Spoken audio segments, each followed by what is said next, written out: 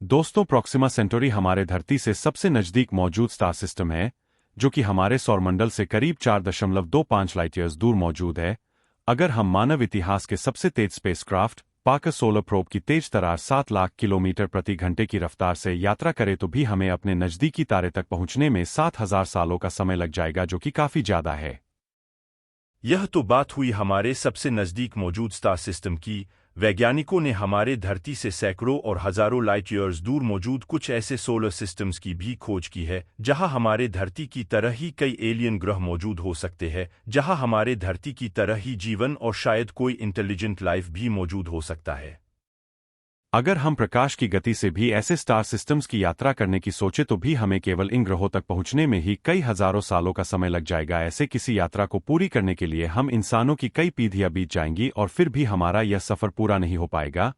यानी सीधी भाषा में कहा जाए तो हमारे ब्रह्मांड के आकार के सामने प्रकाश की गति भी काफी कम नजर आती है।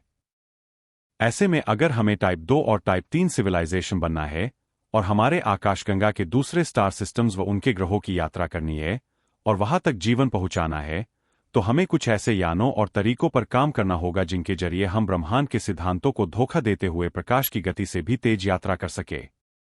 वैज्ञानिकों ने आइंस्टाइन के मशहूर जनरल रिलेटिविटी का उपयोग करते हुए कुछ ऐसे तरीके सुझाए हैं जिनकी मदद से हम प्रकाश से भी तेज गति से हमारे इस ब्रह्मांड की यात्रा कर सकते हैं।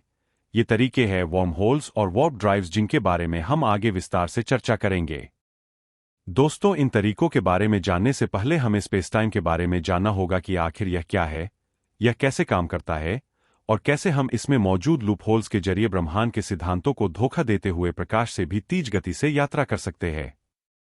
हमारे वैज्ञानिकों की स्पेसटाइम की ज्यादातर समझ एल्बर्ट आइंस्टाइन के थ्योरी ऑफ जनरल रिलेटिविटी की देन है। जनरल रिलेटिविटी के अनुसार स्पेस और टाइम आपस में एक दूसरे से जुड़े हुए हैं, जिसे फैब्रिक ऑफ स्पेसटाइम कहा जाता है।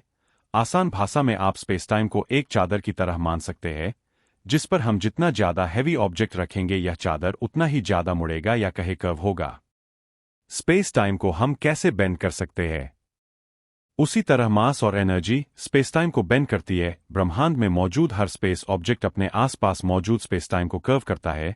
ऐसे में जिस ऑब्जेक्ट का मास जितना अधिक होता है, उसका स्पेसटाइम कर्व भी उतना ही ज्यादा होता है, जो कि हमें उस ऑब्जेक्ट के ग्रेविटी के रूप में फील होता है।